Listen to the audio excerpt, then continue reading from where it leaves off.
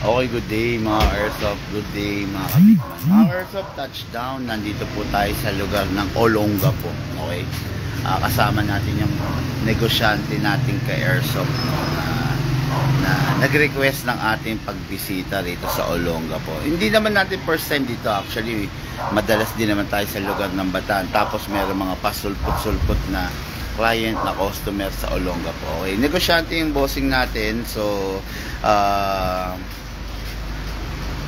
minsan, syempre, kahit anong busy mo sa negosyo, gusto mo maglibang-libang, di ba? Kaya ngayon, mga Airsoft, ayun, punta tayo, pasok tayo sa ating kay Airsoft. Yay! Yun, dito. Hindi naman mahahagip, sir. Okay, so, yung unit niya is the 2011. Saan ka magpa-firing pala rito? Dito sa labas na lang? Meron, pero pang-try lang. Pag-try lang. Pwede. 2011 Hi-Capa by the Rex family. So, review and unbox natin, demo and test fire natin sa ating ka-Airsoft, no? Sir, unang-una, walang gun ban ngayon. Ay, by the way, sir. Hello, sir. Yun, si Saraki. Dito na lang. Hindi, yan, diyan ka. Huwag mo na lang gupin. Ayun, yung unit mo, sir, 1:1 replica ng tunay. Hindi pwedeng ilabas, sir, ha? Kung sakasakali lang, ingat lang tayo, sir, no? Wala namang gun ban ngayon, okay lang naman. Yung unit, sir, lifetime warranty. Nagka-problema, 2 years, 3 years, 4 years from now, lifetime warranty, kontakin nyo lang kami. Wag po kayo mag-alilangan kasi yung unit nare-repair. Especially yung unit niya 2011, standard unit to, napakadaming piyesa nito just in case na magka-problema, just in case na masira. Sir, number 1, ang Airsoft ayaw na malamig. Pag malamig ang paligid, kumbaga, hindi siya, walang init yung paligid, medyo weak siya. Pero pag mainit ang paligid, gustong-gusto niya. Yun lang, kaya nga nag-yellow yung mga gas natin. Anyway, sir, may proper maintenance po tayo sa unit. Okay? Yan po ang ituturo ko sa inyo. Pero ito muna, may beaver tail unit mo, sir. Pag ipuputok mo, hindi siya puputok kung hindi mo napipiga. Okay? Kailangan mapiga mo ito. Okay? Tapos, meron ding safety, sir. Kung sakali, Malak din. kahit anong piga mo rito, hindi siya puputok pag naka-safety. Siguro, sanayin natin na yung unit lagi naka-safety, sir. Para kung sakali, may trouble. Okay. Tapos, may bigay ako sa yung tips mamaya regarding kung paano mo siya maximize yung paggamit, especially sa mga self-defense.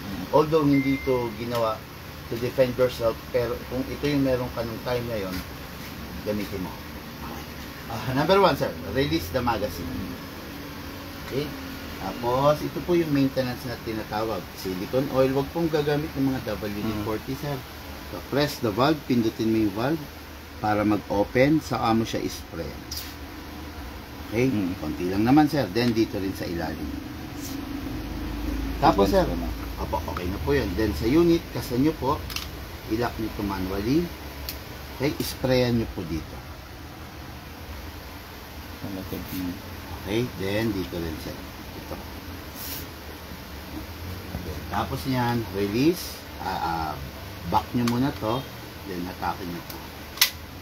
Tapos, rest. Sa tuwing bago kayo mag-firing, maglagay ng magazine, siguraduhin yung ito, nakabalik nyo. Yung unit ni sir, naka-fine-tuning, naka-trigger job, naka-hammer protection pad na. Okay, 3 upgrade na nakakarga rito.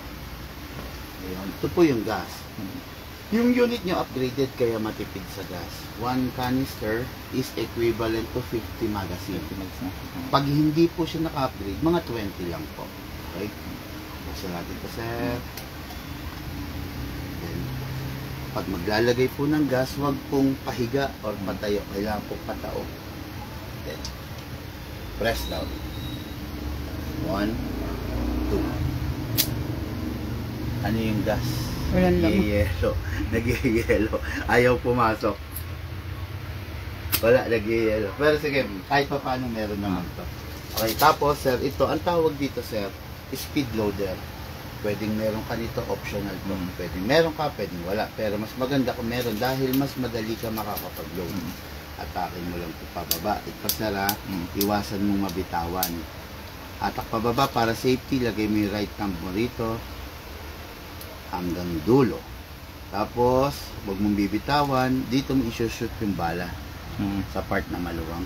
Tapos, pump lang sir. Dahan-dahan lang. Okay? Ngayon sir, yung bala, siguraduhin mong walang bungi na ganyan. Kalugin mo lang. Okay? Maximum rounds, 27. Pwede mong lagyan hanggang 27. Punong-puno yun. Pero, ang recommended ko lang, 20 to 23. Huwag mong ganong punuin. May allowance kahit hanggang dito lang, sir. Para yung spring hindi masira. Okay, hindi ko na ganong punuin, sir, ha? Pasok.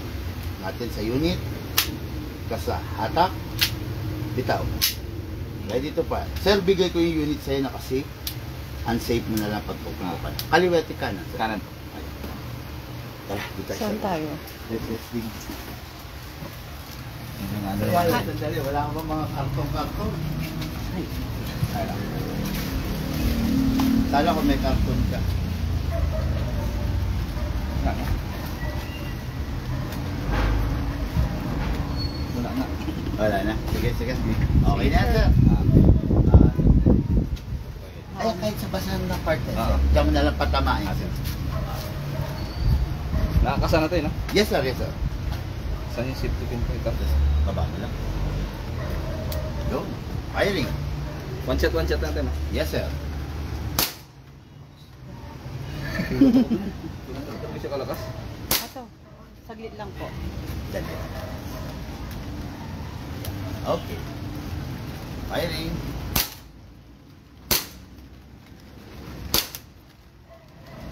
Lakas.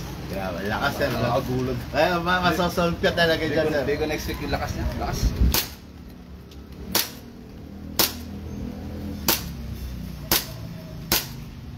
Ang ganda. Open slide kasi wala nang bala. So, next thing to do, sige, saluhin mo yung magazine. Sorry. Ito na. Remove the magazine, then release the slide, baba mo, para bumalik, then rest. Point down. Yo. Igulat si sir, malakas. Souls talaga yan eh. Basta mga 6.0, mga Ursa, mga Godfather edition, yung ganyan, mga souls. Tapos sir, yung unit tulad yun, sabi ko, lifetime warranty. Tapos pag may katanungan ka, tawag lang. Wag mag-aalinlangan. Save mo yung number, sir. Na Sinave ko na. Dalawa. Tapos, yun lang. Guys, have a blessed day. After nito, Lubao, Pampanga na. Ay, Dinalupian and Lubao, Pampanga. Thank Ito you. na pala. Paano yun nakikita ko na nire-release mo yung hangin? Ano yun? Yung ano, pag halimbawa, hindi mo siya gagamitin matagal. Matagal mo, sa tingin mo,